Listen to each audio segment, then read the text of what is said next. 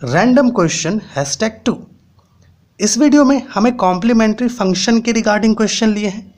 यहाँ पे देखिएगा क्वेश्चन है डी पर cube Y by D X पर cube plus 2d² Y by D X square plus dy by D X is equal to 0।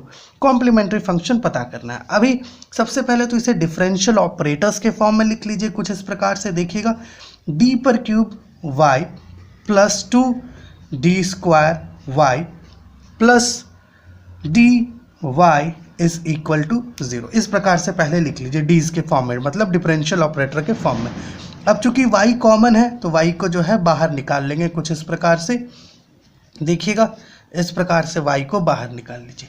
अब ये जो हिस्सा है ना, ये हिस्सा, इसकी मदद से ऑक्सिलरी इक्वेशन हम लोग लिख लेते हैं कुछ इस प्रकार से। m पर cube plus 2m² plus m is equal to 0। ये क्या हो गया? ये हो गया हमारा ऑक्सिलरी इक्वेशन। अब इसको सॉल्व करते हैं, इस ऑक्सिलरी इक्वेशन को।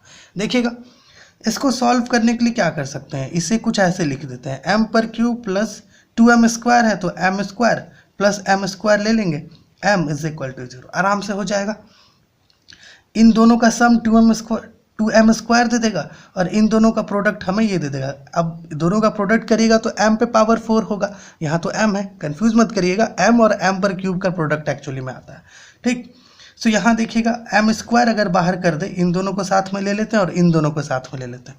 अगर m² बाहर ले ले तो यहाँ पे बचेगा m प्लस 1, ठीक। मल्टीप्लाई करेंगे तो यही मिल जाएगा। उसी प्रकार से यहाँ पे आप क्या कीजिए, m बाहर ले लीजिए और यहाँ पे आपका m प्लस 1 आ जाएगा, ठीक है।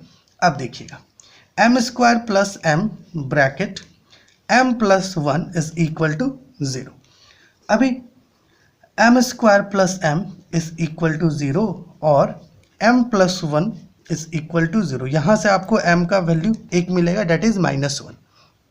और देखिएगा आगे यहाँ पे इसे भी थोड़ा सॉल्व करना होगा। m को कॉमन आउट ले ले तो m प्लस 1 आ जाएगा ना।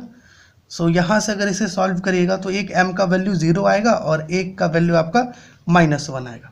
सो यहाँ से देखिए हमें m का वैल्यू मिल रहा है, डेट इज 0 एंड आपका -1 और -1, मतलब एक डिस्टिंक्ट रूट मिल रहा है और दो आपका इक्वल रूट्स मिल रहा है ना।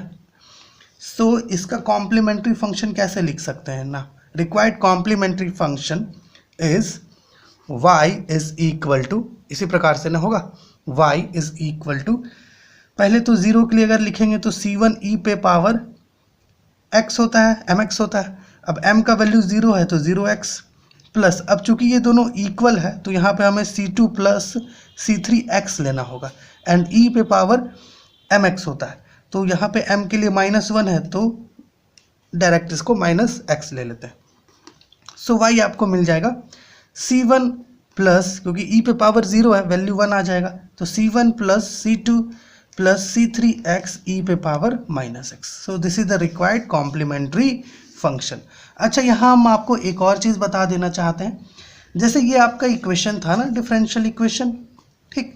इस डिफरेंशियल इक्वेशन को आपको एग्जामिनेशन वगैरह में डायरेक्ट भी डिफरेंशियल ऑपरेटर के फॉर्म में इस प्रकार से दे सकता है। डिफरेंशियल ऑपरेटर के फॉर्म में आपको ये डायरेक्ट भी ऐसे करके भी दे सकता है, या फिर आपको इसको, मतलब इसी इक्वेशन को दूसरे फॉर्म में y के फॉर्म में इस प्रकार से दे सकता है। y triple prime plus 2y double prime plus y is equal to 0। इस प्रकार से भी आपको इस इक्वेशन को दे सकता है, ठीक है। सो होप ये वीडियो हेल्पफुल हुआ होगा आपके लिए। ये हमारा रैंडम क्वेश्चन का दूसरा वीडियो है।